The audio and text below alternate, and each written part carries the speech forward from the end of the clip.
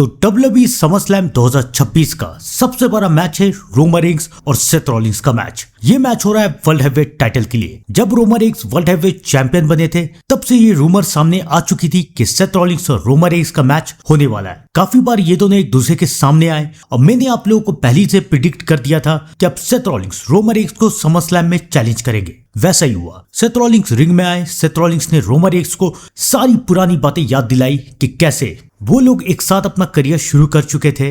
बार बार Seth Rollins Roman Reigns को shield की बात याद दिला रहे थे, लेकिन साथ ही साथ सेथ रॉलिंस ने रोमन रेंस को यह भी याद दिलाया कि रोमन रेंस ने अपने करियर में सब कुछ किया है। लॉन्गेस्ट टाइम तक वर्ल्ड हेवीवेट चैंपियन बने रहे हैं, 11 बार रेसलमेनिया को मेन इवेंट किया है और अभी तक WWE के टॉप स्टार है। रोमन रेंस का मुकाबला कोई नहीं कर सकता। लेकिन रोमन रेंस ने अपने करियर में एक चीज नहीं की और वो है सेथ रॉलिंस को हराना। रोमन रेंस जब अपने टाइटल रेंस को इतना लंबा कर रहे थे तब भी रोमन रेंस सेथ रॉलिंस को हरा नहीं पाए। तो क्या रोमन रेंस सेथ रॉलिंस को बिना हराए अपनी जर्नी को WWE के साथ खत्म कर सकते हैं? तब रोमन रेंस ने यह फैसला किया कि वो सेथ रॉलिंस को जरूर हराएंगे। तो रोमन रेंस ने सेथ रॉलिंस के चैलेंज को एक्सेप्ट कर लिया और ये तय हो चुका है कि समरस्लैम 2026 में रोमन रेंस और सेथ रॉलिंस का मैच होगा। और उसके बाद शुरू हुई इन दोनों के बीच में काफी लंबी बहस। रोमन रेंस का ये कहना था कि सेथ रॉलिंस अगर जीत भी गया तो क्या होगा, सेथ रॉलिंस इस टाइटल को संभाल नहीं पाएगा। 1-2 हफ्ते के बाद सेथ रॉलिंस इंजर्ड हो जाएगा और सेथ रॉलिंस को टाइटल छोड़ना पड़ेगा। सेथ रॉलिंस इस काबिल है ही नहीं कि वो इस टाइटल को संभाल सके।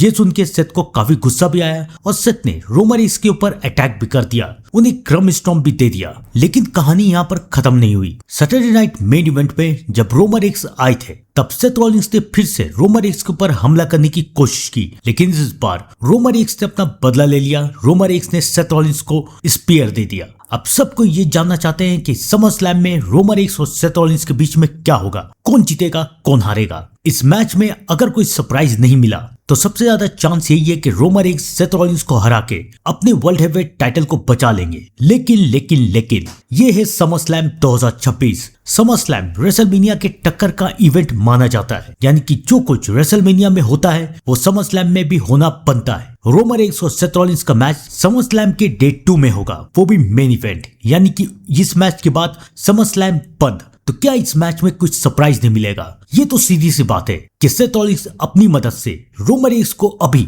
इस मुकाम पे हरा नहीं सकते। सेथ रॉलिंस अभी रोमन रेंस के ऊपर पिन नहीं कर सकते, वो भी बिना किसी कंट्रोवर्सी के। रोमन रेंस के ऊपर सेथ रॉलिंस ने पिन किया था रेसलमेनिया में, लेकिन तब पॉल हेमन ने रोमन रेंस को धोखा दे दिया था। तब सेथ रॉलिंस रोमन रेंस के ऊपर पिन कर पाए थे, वरना वो रोमन रेंस को हरा भी नहीं पाते। तो इस बार भी एक कंट्रोवर्सी की जरूरत है और उस कंट्रोवर्सी का नाम है डीन एम्ब्रोस। बार बार ये रूमर्स आ रही है कि डीन एम्ब्रोस रिटर्न आ सकते हैं, तो शायद ये हो जाए कि डीन एम्ब्रोस रिटर्न आ जाए, डीन एम्ब्रोस सेथ रॉलिंस का साथ दे दे, रोमन रेंस के ऊपर हमला कर दे और डीन एम्ब्रोस सेथ रॉलिंस की मदद करके उन्हें न्यू वर्ल्ड हेवीवेट चैंपियन बना दे। ये समरस्लैम का बहुत बड़ा सरप्राइज हो सकता है। आपको क्या लगता है कमेंट करके जरूर बताइएगा। तब तक के लिए thank you and good bye.